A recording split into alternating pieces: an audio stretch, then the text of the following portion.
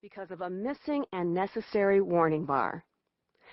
Even with the example of my father's advocacy, for years I viewed the law as a remote, intimidating force. When, much to the surprise of the people in my hometown, I ended up at Harvard Law School, I worried that they were right, that the place might be too rough and tumble for me and the law too esoteric.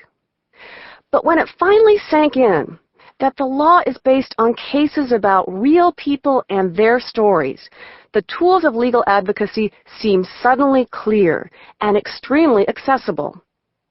Since then, my passion has been to make the law approachable, understandable, and usable for ordinary people. Advocacy is a part of life, and it doesn't require a law degree. There seem to be 4 ways to approach situations that arise in our life. 1, ignore them and hope they go away.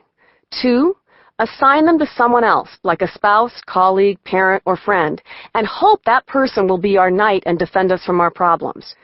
3, contend with them irrationally, spontaneously combusting and grimacing at each new glitch. Or 4, face our situations head-on, approaching them logically and thoughtfully with preparedness and thoroughness. It's option 4 that this audiobook will help you master. As a lawyer, I believe that all of us should have access to justice, not just in the courtroom or legal dispute, but also in every situation in our lives where we stand to lose something important to us or when achieving what is fair and right is at stake. Access to the law means access to the law's techniques, the strategies of making your case. The idea of using the language and strategies of lawyers may seem very off-putting. It may conjure up images of stem-winding attorneys like F. Lee Bailey, Jerry Spence, and Johnny Cochran, or surly prosecutors who reduce witnesses to tears on the stand. But I saw how effective legal strategies could be outside the courtroom in helping ordinary people advocate for themselves in my own home state of Washington, where I helped to lead a program called LASER, Lawyers and Students Engaged in Resolution, in which we lawyers trained middle and high school students to mediate disputes among their peers. I watched the students employ the skills of the law to resolve differences and conquer everyday problems.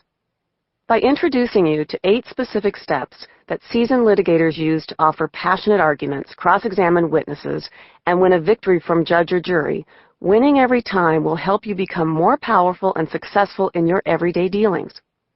And you'll learn how to successfully implement these 8 steps in specific areas of your life, at work and at business, as a consumer, in marriage and personal relationships, and as a parent. The goal here isn't to teach you to become a cold, calculating legal machine that cross-examines your mother over her burnt pot roast or makes objections to the relevance of your supervisor's requests. The goal is to help you get what you want and still have people like you by providing you with the law-related tools you need to handle life's challenges, debates, and controversies rationally, and to remain in the heat of conflict as clear, cool-headed, and thoughtfully persuasive as the very best trial lawyers. Winning every time will show you how to stay in command whenever life makes you feel as though you are on trial. Whether you're hoping to obtain a raise from your boss, convince an insurance claim representative to reimburse your medical treatment, talk your spouse into spending less time watching TV and more time with you, or persuade a business partner to embrace a project you believe in, winning every time will be your guide for truly practical and helpful advice about how to make that case effectively and win it hands down. Let's begin with Step 1, know what you want, the theory of the case. As you approach the trials of your life, you need to find a simple but memorable theme in order to win. I first realized that the skills I learned as a lawyer could empower people beyond the courtroom when Jennifer, a woman I worked with, came to see me in tears. In her 50s, Jennifer is a petite, elegant woman, an excellent paralegal who enjoys her job immensely. But after more than 5 years of outstanding performance reviews from the attorneys she worked for, Jennifer had received a negative review from her new staff supervisor, Michelle. She was stunned. Equally surprised by the disapproving review, I asked her how she responded when Michelle presented it. Well, she admitted, I was just so upset by Michelle's rating that I just signed off on it. I don't think I deserve a bad review, but it was just so intimidating. Jennifer grew up as a daughter of a hard-driving and unapproachable neurosurgeon, a man who was both demanding and controlling, so she was not used to standing up for herself. Lis, I just don't know how to approach this, she told me. I'm so angry, but when I even think about talking to Michelle about it, I just freeze up. I'm afraid I'll say something stupid or burst into tears. But, I reminded her, if you don't say anything, the problem is just going to fester. I know, she cried. This bad review will sabotage my career. I could even lose my job. I told Jennifer that we could figure this out, but that we needed to put aside the emotion and approach this like a case going to trial. It was one of those aha moments for me. Of course courtroom techniques can apply to everyday life. Jennifer wiped away the tears, and we got down to the business of preparing her case. The first step toward success in the trial process is finding a theory of the case, a memorable phrase that captures the essence of the case and leads to the desired result. Besides providing a backbone for the case, this theory is your opportunity to set the stage and communicate your overall message. You can't figure out what kind of evidence is relevant or what to argue if you're running around like Chicken Little with no coherent plan or roadmap. It's your job to organize your information. A good theory is easy to remember, appeals to common sense, is consistent with the evidence, and fits with your audience's concept of fairness and justice. The importance of establishing a compelling theory cannot be emphasized enough, as it supports every step of the trial, like a catchy refrain does in a song. Songwriters know the importance of finding a theme, a chorus that conveys a central idea or emotion that the artist wishes to express in a memorable way.